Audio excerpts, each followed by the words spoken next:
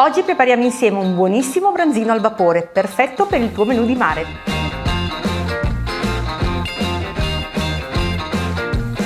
Qui come vedi ho 2 filetti di branzino, io ho deriscato e ho spinato il branzino, ma tu se non sei capace puoi farlo fare al tuo pescivendolo oppure acquistare già dei filetti puliti. Allora per prima cosa però, siccome verranno cotti a vapore, andiamo ad accendere il forno. Estraggo il serbatoio dell'acqua.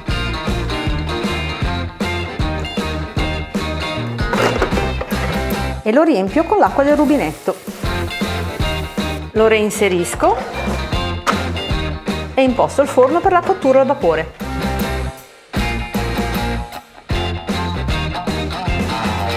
Prendo l'apposita teglia su cui ho messo un foglio di carta forno, ci adagio i filetti e poi li comincio a condire. Quindi metto le foglioline di timo,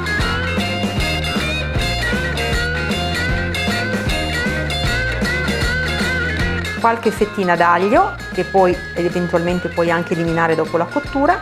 Devi sapere che la cottura a vapore è una cottura molto leggera, ovviamente, che mantiene però tutte le qualità degli ingredienti che vai a cuocere, sia nel colore, quindi nella brillantezza dei colori, sia per quanto riguarda il valore nutrizionale.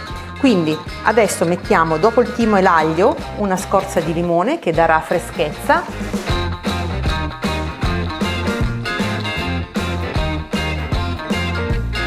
E anche un po' di scorza d'arancia per dare un tocco di profumo in più.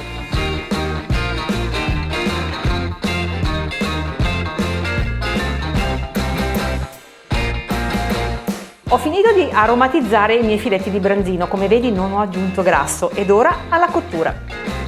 E adesso si inforna, il forno è arrivato a temperatura, il vapore come vedi è già presente. 20 minuti.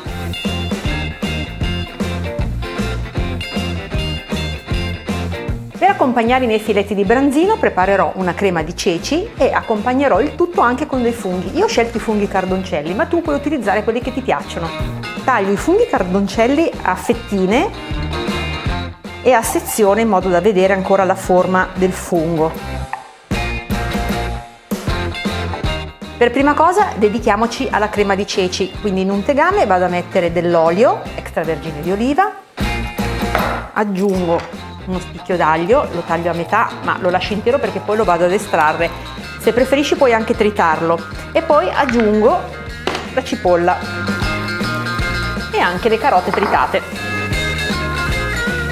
Aggiungo anche un trito di rosmarino e salvia. Lascio appassire per qualche minuto.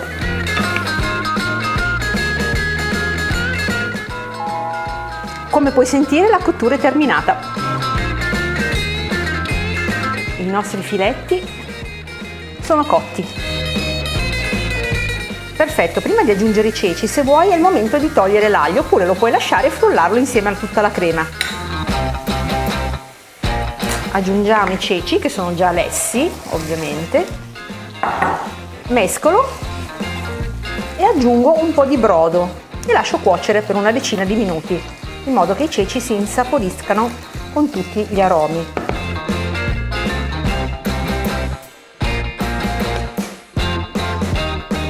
Il brodo è già salato, ma io aggiungo anche un pizzico di sale.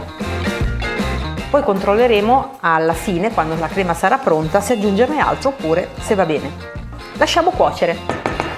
Per quanto riguarda i funghi, metti in una padella antiaderente sempre un po' di olio extravergine,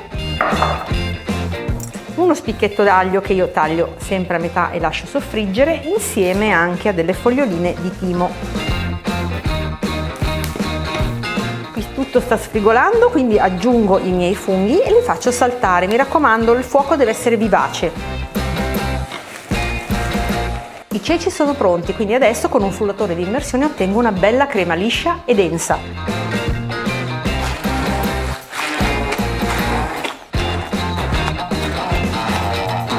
Aggiungo un filo d'olio extravergine di oliva